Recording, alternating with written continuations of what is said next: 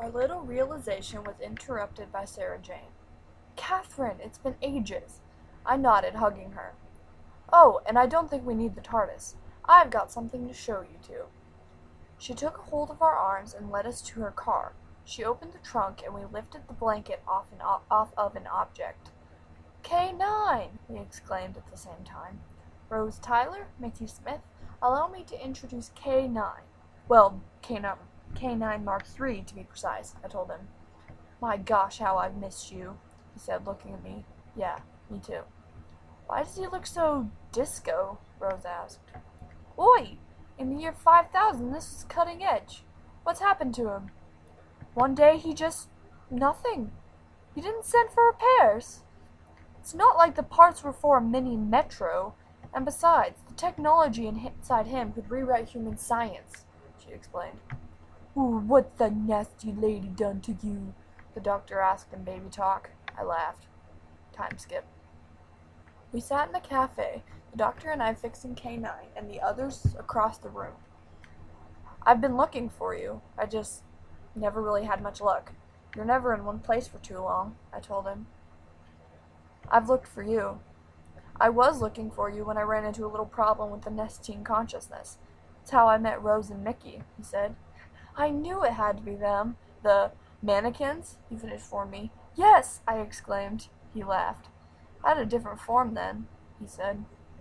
"Is this recent?" I asked, gesturing towards his face. "Yeah, sort of. I like it," he smiled. "So what about you? Is this regeneration a new one?" "Not really. I've had it for a while. I've only changed twice since we were separated." "So, how are things? You got a boyfriend, or—" "No, no relationship. Not really many friends either. I move around a lot. There's a buzz." "Okay, now we're in business," he said. We got up and stood in front of him. "Master, mistress, he recognizes me," the two of us said in unison. "Affirmative." "Rose, could we have the oil, please?" I asked. It was weird, considering I didn't know her. She handed it to me.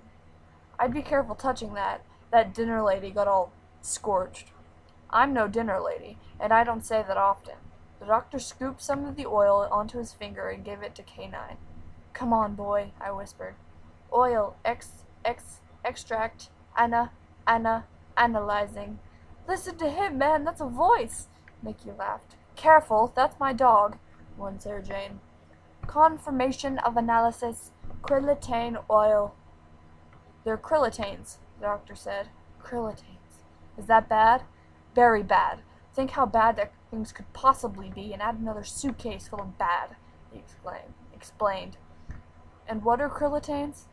"They're a composite race. Kind of like your culture is a bunch of different traditions from different countries. They're the same.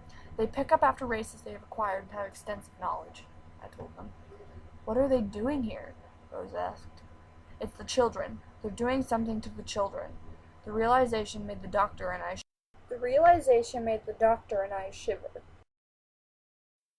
Rose. "How many of us have there been traveling with you?" I asked the doctor as we left. "Does it matter?" he asked. "It does if I'm the latest in a long line." "As opposed to what?" The look he gave me made me freeze. "I've been to the year 5 billion, yeah. This is really seeing the future. You just leave us behind. You did it to Sarah Jane, and I'll bet you did it to Catherine too. A Time Lord like you. Someone you loved and you left her." He shook his head. "I did what I had to do," he said hotly. He turned and walked away. Catherine. I looked up and saw a krillitane flying towards the doctor and Rose. I ran over to them and made them duck. "I didn't even touch her," Rose said. Time skip.